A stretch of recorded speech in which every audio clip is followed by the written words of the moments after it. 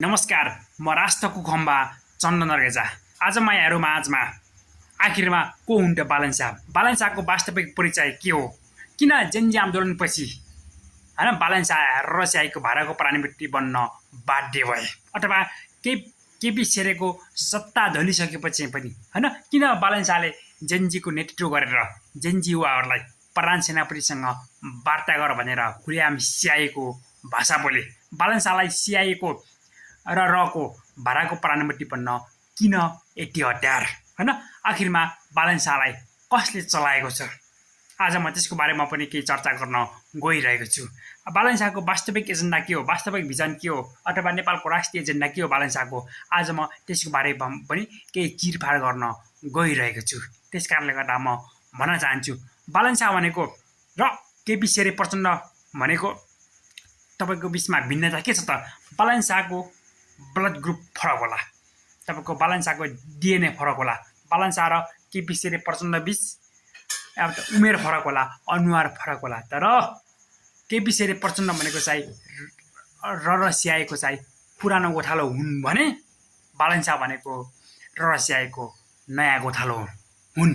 त्यसकारणले गर्दा म खुल्याम भन्न चाहन्छु, नेपालमा एमसिसी जीवित राख्नको लागि, एसपिपी जीवित राख्नको लागि शासन प्रणालीको रूप बदल्दै पाटा बदल्दै नेपालमा दलालको राजनीति गर्न पुरानो दलबाट केपी शेरे प्रचण्डबाट एमसिसी पास गरे, राष्ट्रिय परिचय पत्र एसपिपी जन्मको आधारमा नागरिकता विधेयक यस्ता नेपालको स्वाभिमानमाथि, नेपालको सारामसत्ताको, नेपाली जनताको सारामसत्तामाथि साङ्घातिक हमला हुने तरिकाले यस्ता सन्धि काङ्ग्रेस एमाले र माओवादीबाट गरियो। यसलाई जीवित राख्नको लागि, यसलाई कार्यान्वयन गर्नको लागि भरे 23 र 24 गतिको जेन्जी आन्दोलन र सिआइएको आदेशमा चाहिँ एउटा टिओबी ग्याङलाई प्रयोग गरेर चाहिँ शासन प्रणालीको रूप बदलले पाटा बदल नेपालमा नयाँ गोथालो नियुक्ति गरियो कोद्वारा रसियाको आदेशमा नेपाली सेनाद्वारा।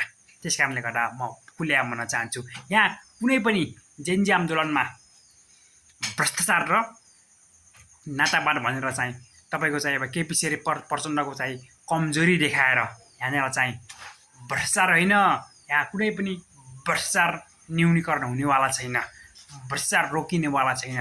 किनकि जुन मिसन एमसिसी जीवित राख्नको लागि, एसपिपी जीवित राख्नको लागि, राष्ट्रिय परिचय पत्र जीवित राख्नको लागि रसियाले चाहिँ अब नयाँ गोथालो बालन शाह, सुजन गुरुङ, रवि लामिछाने, स्वर्णिम बागले जस्ता यो देशको लेथल पात्रलाई, यो देशको डेट्रिमेन्टल पात्रलाई अगाडि सारियो। त्यसकारणले गर्दा यो जेन्जी आन्दोलनलाई म जलाउने आन्दोलनमा रूपान्तरण गरिसकेँ र जेन्जी आन्दोलन फागुन 21 गतिको निर्वाचन, 22 साल फागुन 21 गतिको निर्वाचन पनि भनौँ 23 र 24 गतिको आतङ्ककारीहरूलाई, अपराधीहरूलाई जोगाउनको लागि एउटा